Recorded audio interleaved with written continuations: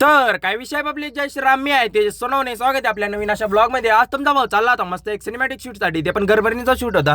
त्यासाठी मस्तपैकी दुर्गेशला घेतलं आणि त्यानंतर आपण पेट्रोल पंपवरती आलो. पेट्रोल पंपवरती इतकी गर्दी ना विचारायच्या बाहेर. त्यात बरं दुसऱ्या साईडचं मशीन चालू झालं आणि त्याने तुमच्या भावाने पटकन तिकडे गाडी टाकून दिली. म्हटलं काही विषय नाही. तसं तर पेट्रोल टाकून घेतलं आणि त्यानंतर आपण मस्तपैकी ना एक सिनेमॅटिक शूटचा म्हणजे आपल्या सिरीजचा शूट करत होतो. पण मेन शूट तर आपला आहे ना मस्तपैकी आज आहे ना आपल्याला घरभरणीचा शूट आलेला. त्यासाठी जायचं होतं. त्यासाठी आम्ही निघालोच होतो की जाता जाता आहे ना आपला आयफोन गेला खड्ड्यात पडून. पण आयफोनला तर काही झालं नाही. पण आहे ना त्याचा फक्त स्क्रीन गार्ड फुटून गेलेला आता. मग म्हटलं काही विषय नाही म्हणून असं तुमचा भाऊ निघाला होता डायरेक्ट आपल्या शूटसाठी एकदम आपल्या लोकेशनला. तिथे जाऊन तुमच्या भावाने ना रोरामध्ये ना आपल्या मोबाईलचं पण स्क्रीन गार्ड फेकून दिला, कारण की खूप दिवसापासून खराब होऊन गेलेलं होतं. मग ते फेकून आहे ना मस्तपैकी आपण भारी भारी असे शूट घ्यायला लागून गेलेलो होतो. शूट तर एकदम प्रॉपर असे होणार होते आपले, त्यात काही विषय नाही म्हटलं. आणि बंगला पण एकदम पॉश पण होता. म्हटलं काही विषय नाही. हा बंगला ते एक नंबर होता आणि शूट पण एकदम कडक आलेला आहे. याचा शूट बघण्यासाठी ना आपल्या आयडीला फॉलो बिलो करून घ्या. तसं मी आपल्या या शूट देतो आपल्याच आयडीवरती टाकताना आपल्या सिनेमॅटिकच्या आयडीवर पण टाकून देतो. ती पण आयडी फॉलो करून घ्या. म्हटलं काही विषय नाही. आणि आहे ना जाता जाता रिझल्ट पण पाहून जा. पण याला तुमचा भाऊ त्यानंतर घरी चालला होता. घरी जाऊन ना बेकार असा झोपला तुमचा भाऊ, कारण की तुमच्या भाऊ बेकार डोकं दुखत होतं.